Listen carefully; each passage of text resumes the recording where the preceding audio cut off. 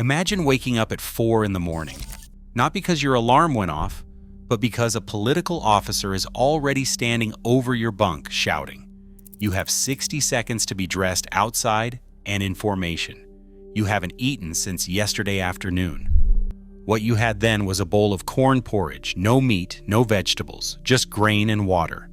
Your boots are 2 sizes too big and stuffed with cotton that fell apart after the first week.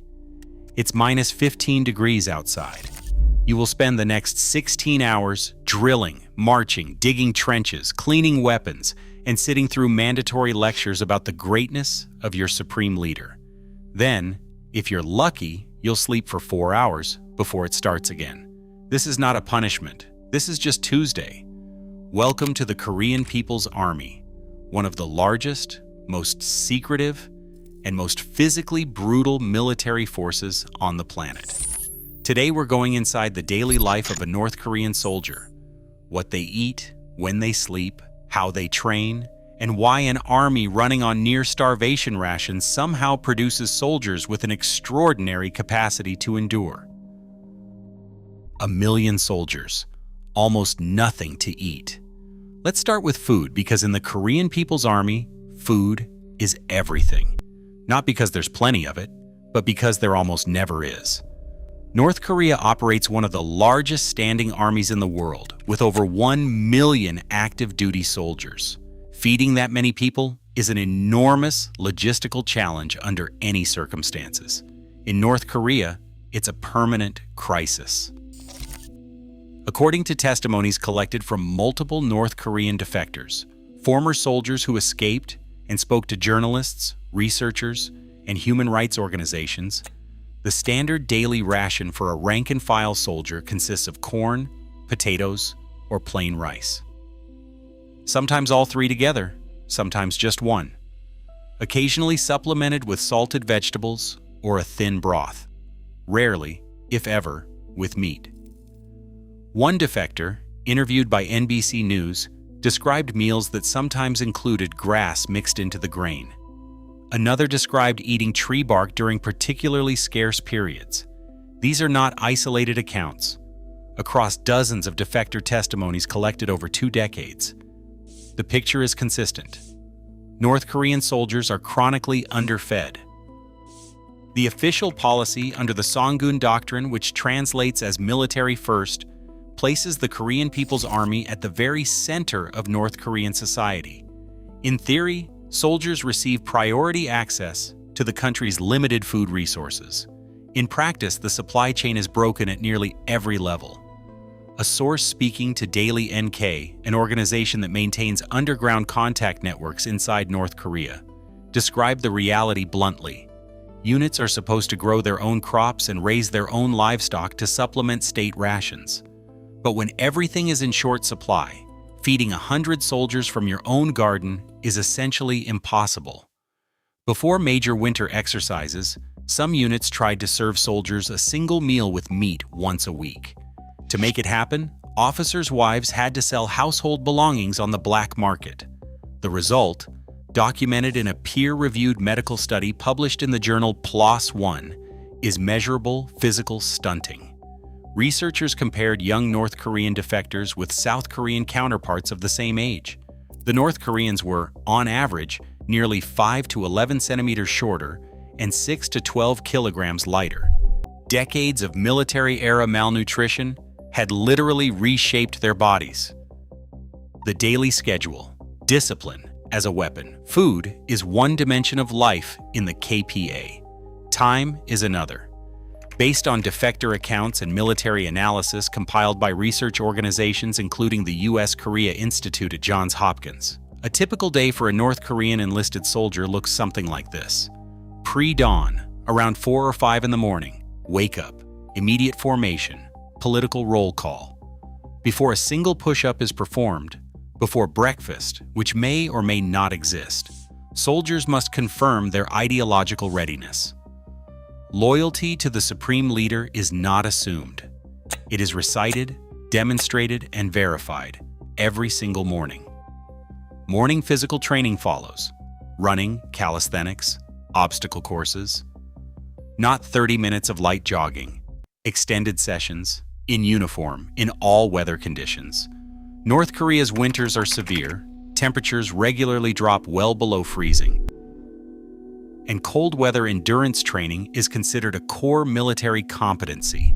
The annual winter exercises, running from December through late March, are designed explicitly to train soldiers to operate, fight, and survive in conditions that would disable less prepared forces. Weapons training occupies a significant part of each day. Dry fire practice, live fire drills, cleaning, and maintaining equipment. Given the chronic shortage of ammunition and fuel, much of this training is theoretical or simulated, but the discipline around weapons handling is intense. Small arms proficiency, in particular, is drilled relentlessly. Then comes something that distinguishes the KPA from almost every other military in the world: mandatory political education sessions. Every day, or near enough to every day, soldiers sit through lectures covering the teachings of Kim Il-sung and Kim Jong-un, the philosophy of Juche self-reliance, the principles of Songun military-first governance, and the existential threat posed by American imperialism and South Korean treachery.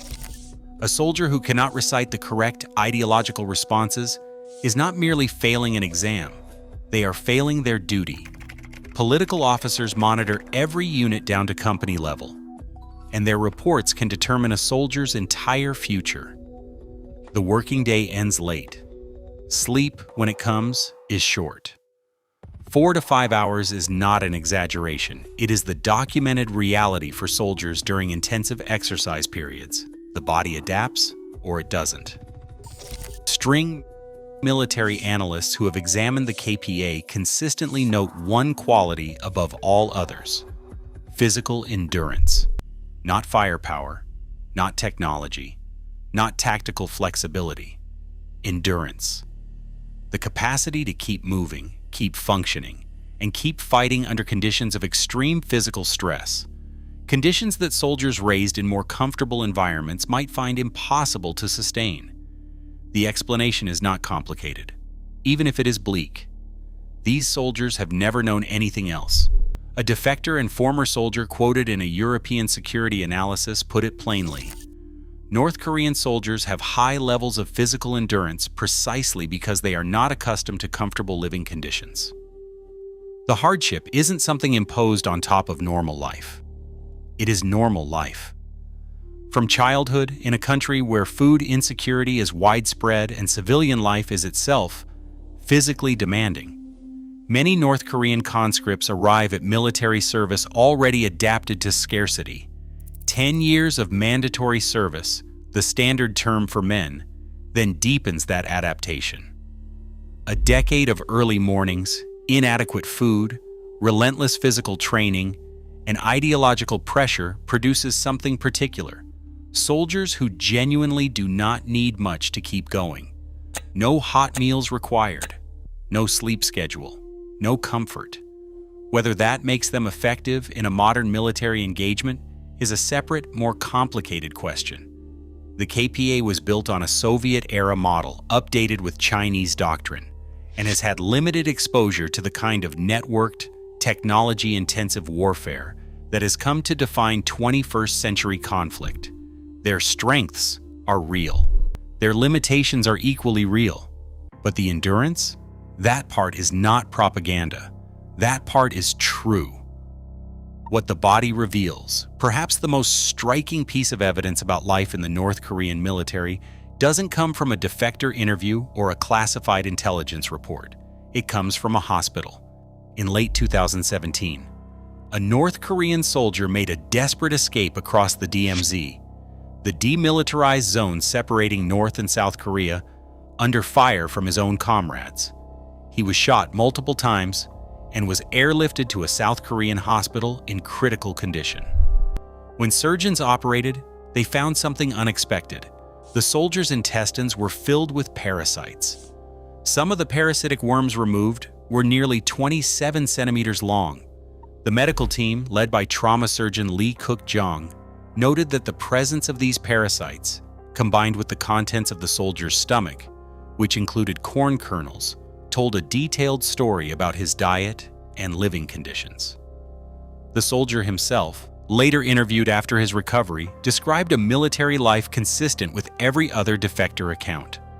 Inadequate food, physical hardship, and a system that demanded everything from its soldiers while providing almost nothing in return. He also said something that has stayed with analysts ever since. When asked about his fellow soldiers, the men who had shot him as he ran, he said he understood why they fired. If they hadn't, they would have been punished. He said, if he had been in their position, he would have done the same. That is the Korean People's Army in one sentence. A system so total, so all-consuming, that even its victims understand its logic. 1 meal, 4 hours, 10 years.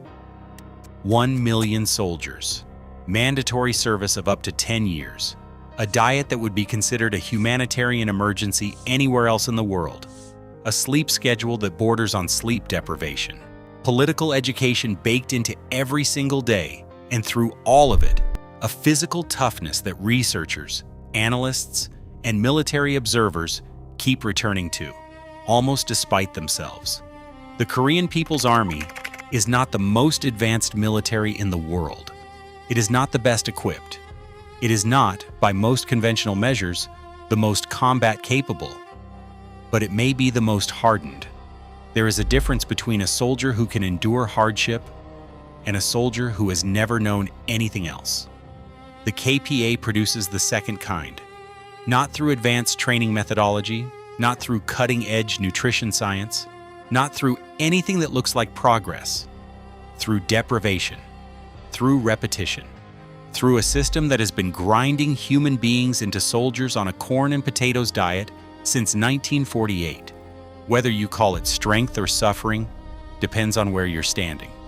If you're standing outside, it might look like both.